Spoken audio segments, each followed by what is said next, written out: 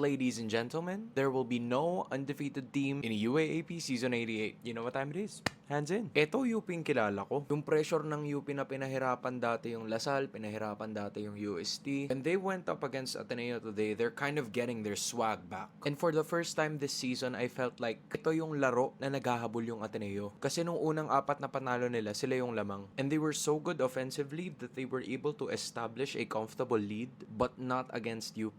And finally, this is the awakening na hinihintay ko from Francis Naroka. Kasi kinover ko siya during the Philoil preseason, tas sabi ko, shit, parang wala na makakapigil sa FSA na to. And for some reason, hindi ko nakita yun sa unang apat na laro nila. But in this game, he meant business. He scored 28 points to lead all scorers sa larong ito. Not only that, pero malaki rin yung naging contribution ni Nanoy Remaugat who scored 20 and Harold Alarcon. Sure, sabihin natin na nakascore itong si Kaimani Ladi ng double digits kasi doon naman talaga siya madalas kilala. But he really had to work hard to get his points. Same could be said para kina Dominic Escobar. Sobrang scrappy ng UP pagdating sa defensive end ng floor at sobrang nakaka-bad trip sila para sa kalaban pagdating nila sa opensa. Kasi isipin mo makakascore ka tas ngingitian ka kagad. No wonder there's been a lot of frustration fouls na nangyari during this game because UP was able to also play not only in the physical aspect but also in the mental aspect. Surely Ateneo's gonna learn from this. Now the one and dones know what it needs to take the defending champions down.